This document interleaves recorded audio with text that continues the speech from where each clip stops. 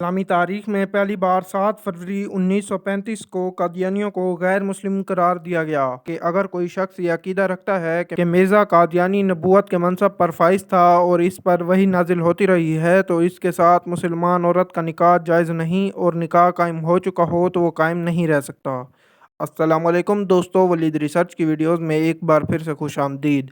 अगर आप हमारे चैनल पर नए हैं तो जल्दी से चैनल को सब्सक्राइब करके बेल आइकन का बटन दबाना ना भूलिए। दोस्तों, आज की वीडियो में हम आपको बताएंगे कि कैसे एक रियासत ने कादियानियों को गैर मुस्लिम करार दे दिया। वो कौन सा जज था जिसने मुसलमान खवातीन के साथ मिर्जाई मर्दों का निकाह जायज़ करार दिया। तो चलिए वीडियो का आगाज करते हैं। दुनिया इस्लाम की तारीख में पहली बार 7 फरवरी 1935 में इस्लामी फलाही रियासत बहावलपुर ने कादियानियों को गैर मुस्लिम करार दिया।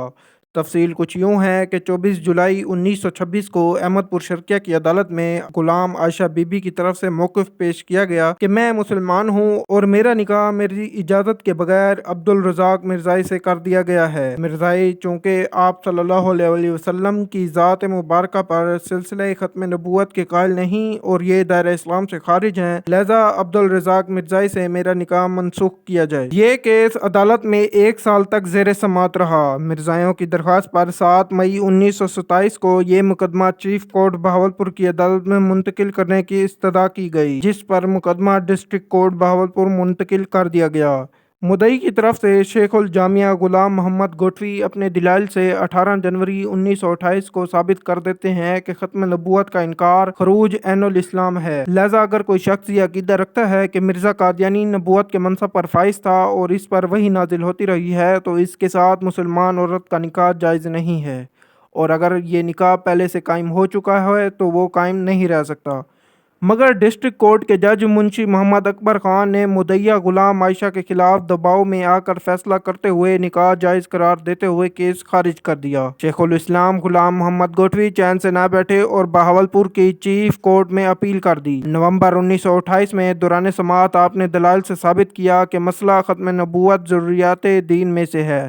मोहम्मद अरबी सल्लल्लाहु अलैहि वसल्लम के बाद कोई नबी ना आएगा तो ना वो कुरान में तरमीम कर सकेगा और ना आदिस नबविया पर कैंची चला सकेगा। दीगर मज़ाहिब की तरह मिर्ज़ायत कोई मज़हब नहीं बल्कि दुश्मनी मुस्तफ़ा सल्लल्लाहु अलैहि वसल्लम का नाम मिर्ज़ायत है, इसलिए इस केस से इन मज़ाहिब वाला मामला ना किया जाए। लिहाजा इस मसले का असर नो जायज़ा लेने की ज़रूरत है। दरबार बहावलपुर जिसे सुप्रीम कोर्ट की हैसियत हासिल है को भिजवाया जाए। 10 जून 1931 को दरबार मोहल्ला बहावलपुर ने केस मुंतकिल करने की इस्तदा को मुस्तरद कर दिया और मुंशी मोहम्मद अकबर के फैसले को बरकरार रखा। आप फौरन इसी वक्त वजीर आज़म बहावलपुर से मुलाकात करने का इरादा करते हैं और इनकी रिहाइश गाह पर पहुंच जाते हैं और इस केस की मुकम्मल तफसील बयान करते और मुकदमा गुलाम आयशा के खिलाफ अपील सानी दायर करने की इजाज़त हासिल करते हैं। दरबार मोहल्ला बहावलपुर का सिलसिले का खास इजलास 31 दिसंबर 1931 को मुनक्किद हुआ। फरीक मुखालिफ की जमात ने सर तोड़ कोशिश की कि किसी तरह ये इजलास मनसूख या मुलतवी कर दिया जाए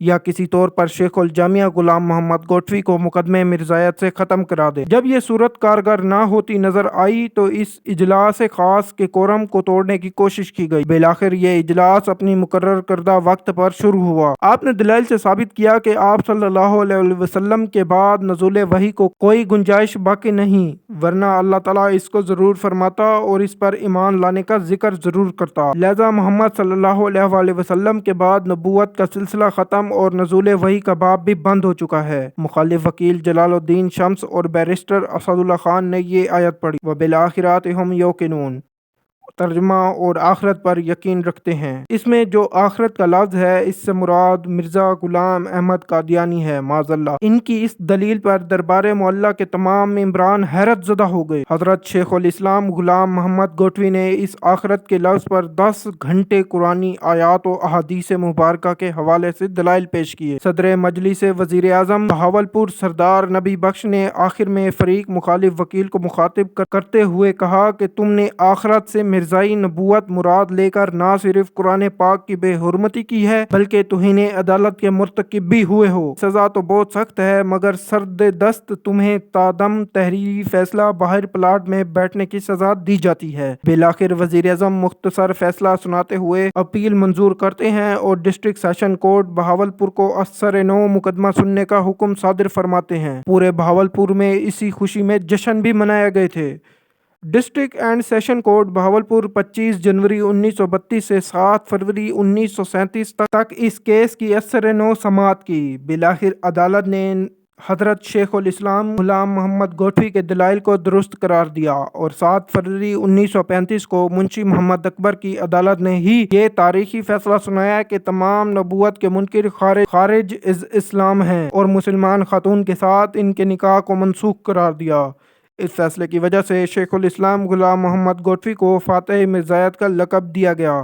یوں آپ کی 9 سال کی انتھک محنت بھرپور کوشش کے باعث ختم نبوت کے حق میں دنیا اسلام کا پہلا عدالتی فیصلہ صادر ہوا۔ اللہ حافظ ناظرین، امید کرتے ہیں آپ کو ویڈیو پسند آئی ہوگی۔ ہمارے چینل کو سبسکرائب کرنا نہ بھولیے گا اور بیل آئیکن کے بٹن کو دبا کر کے آل پر کر دیجیے تاکہ ہماری ہر ویڈیو آپ تک بر وقت پہنچ سکے۔